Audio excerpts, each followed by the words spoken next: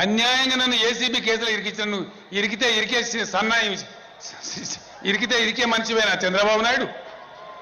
నువ్వు ఇరికించడం తప్ప నువ్వు ఇరికేటోనివా? కొంపలు పుచ్చుకుంటావు తప్ప నీ కొంప కాల్చుకుంటావా? ఏం మాట్లాడతావు నువ్వు?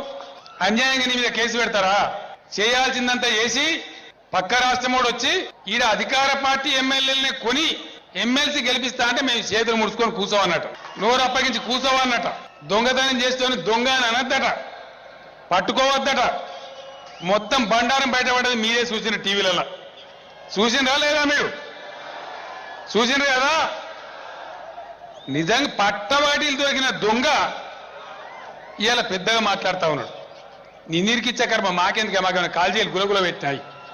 హైదరాబాద్ మీద నీకు ఎంత హక్కు ఉందో నాకు అంతే హక్కు ఉందో అని మాట్లాడతాను. నీ అబ్బా జాగీరా చంద్రబాబు నాయుడు?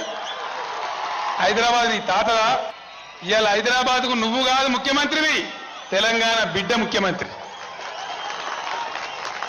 హైదరాబాద్లో నీ ఏసీబీ ఉండదు, హైదరాబాద్ మీద పోలీసులకు జ్యూరిస్డిక్షన్ ఉండేది ఆంధ్రప్రదేశ్ డీజీపీకి ఉంటుంది, నీ డీజీపీకి ఉండదు. నువ్వు దొంగతనం చేసి దొరికిపోయి నగ్నంగా పచ్చిగా పట్టుబడి ఇలా అరిసి పెడబొబ్బ పెట్టి గాయ చేసి ఏదో చేద్దామనుకుంటే ఇక్కడ భయపడే వాళ్ళు ఎవరు లేరు. నాకు కూడా ఏసీబీ ఉన్నది హైదరాబాద్.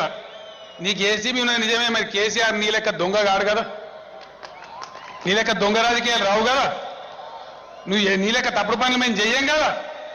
నీ అరుపులతో పెడబొబ్బలతో గాయ చేసి మూసేస్తా అనుకుంటున్నావా? నిన్ను బ్రహ్మ దేవుడు కూడా రక్షించలేడు, జాగ్రత్త అని చెప్పి మనవి చేస్తా ఉన్నా. నిన్నెవ్వడు కాపాడలేడు. ఇంకా ఎక్కువ మాట్లాడితే ఏ శాస్తి కావాలో నీకు ఆ శాస్తి అయి తీర్త, జాగ్రత్త. ఇంకా ఈ తెలంగాణ ఒకనాడు ఉద్యమ బెబ్బులి, ఈరోజు స్వయం పాలనతో ఆత్మ గౌరవంతో కాలు ఎగరేసుకొని దేశం ముందు నిలబడి తెలంగాణ నేను రా తెలంగాణ అంటున్నటువంటి తెలంగాణ ఈ గడ్డ మీద నీ కిరికిరి చెల్లదు. తస్మాత్ జాగ్రత్త అని చెప్పి నేను మనవి చేస్తా ఉన్నా.